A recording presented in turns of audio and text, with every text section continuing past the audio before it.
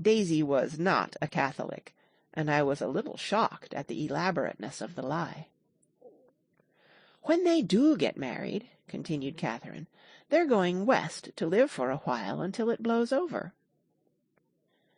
"It'd be more discreet to go to Europe." "Oh, do you like Europe?" she exclaimed surprisingly. "I just got back from Monte Carlo." "Really?" "Just last year. I went over there with another girl."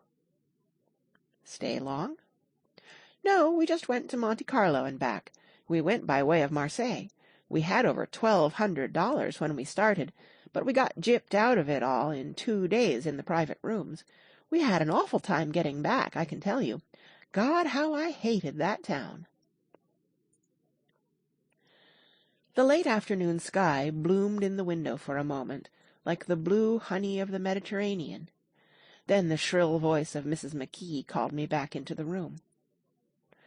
"I almost made a mistake, too," she declared vigorously. "I almost married a little kike who'd been after me for years. I knew he was below me. Everybody kept saying to me, 'Lucille, that man's way below you.' But if I hadn't met Chester, he'd have got me sure."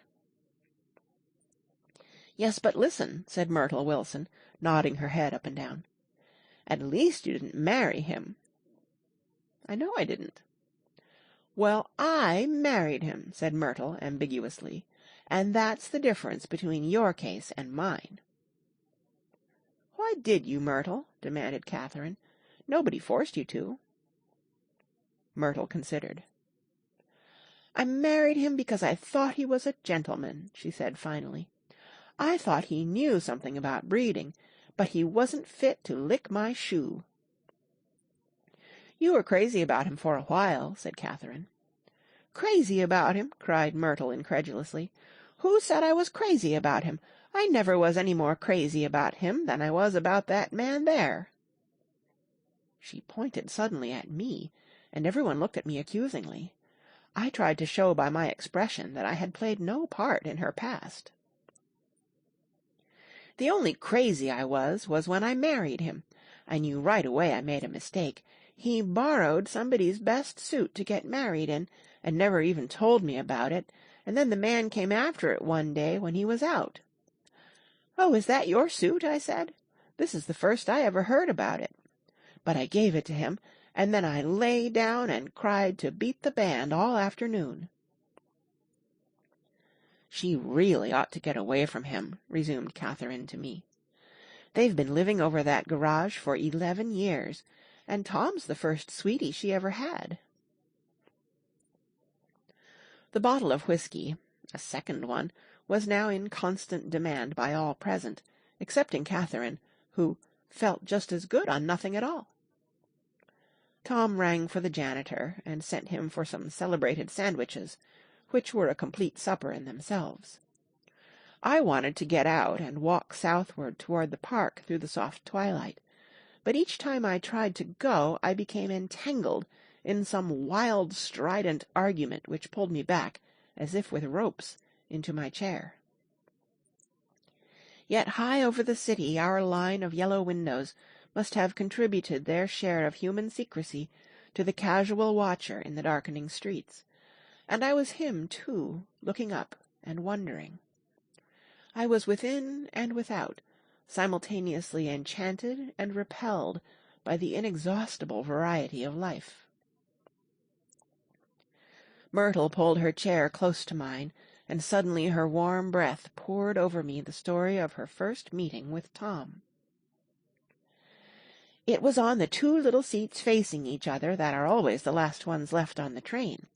I was going up to New York to see my sister and spend the night. He had on a dress suit and patent leather shoes, and I couldn't keep my eyes off him, but every time he looked at me I had to pretend to be looking at the advertisement over his head. When we came into the station he was next to me, and his white shirt front pressed against my arm, and so I told him I'd have to call a policeman, but he knew I lied.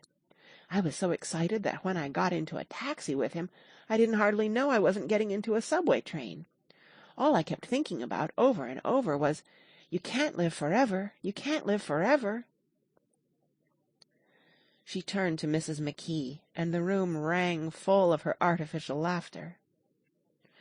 "My dear," she cried, "I'm going to give you this dress as soon as I'm through with it. I've got to get another one tomorrow. I'm going to make a list of all the things I've got to get.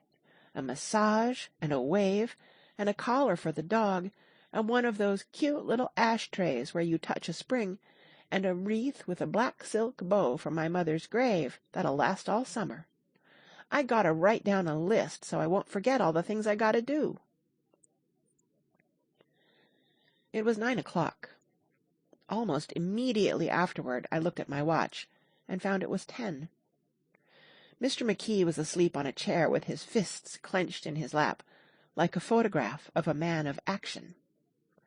Taking out my handkerchief, I wiped from his cheek the remains of the spot of dried lather that had worried me all the afternoon. The little dog was sitting on the table, looking with blind eyes through the smoke, and from time to time groaning faintly. People disappeared, reappeared, made plans to go somewhere, and then lost each other, searched for each other, found each other a few feet away. Sometime toward midnight Tom Buchanan and Mrs. Wilson stood face to face discussing, in impassioned voices, whether Mrs. Wilson had any right to mention Daisy's name. "Daisy, Daisy, Daisy," shouted Mrs. Wilson. "I'll say it whenever I want to. Daisy, Making a short, deft movement, Tom Buchanan broke her nose with his open hand. Then there were bloody towels upon the bathroom floor, and women's voices scolding, and high over the confusion a long, broken wail of pain. Mr. McKee awoke from his doze, and started in a daze toward the door. When he had gone halfway, he turned around and stared at the scene. His wife and Catherine scolding and consoling as they stumbled here and there among the crowded furniture with articles of aid, and the despairing figure on the couch, bleeding fluently, and trying to spread a copy of Town Tattle over the tapestry scenes of Versailles. Then Mr. McKee turned and continued on out the door. Taking my hat from the chandelier, I followed. "Come to lunch some day," he suggested, as we groaned down in the elevator. "Where?" "Anywhere." "Keep your hands off the lever," snapped the elevator boy. "I beg your pardon," said Mr. McKee with dignity. "I didn't know I was touching it." "All right," I agreed. "I'll be glad to." I was standing beside his bed, and he was sitting up between the sheets, clad in his underwear, with a great portfolio in his hands. Beauty and the Beast, Loneliness, Old Grocery Horse, Brooklyn Bridge.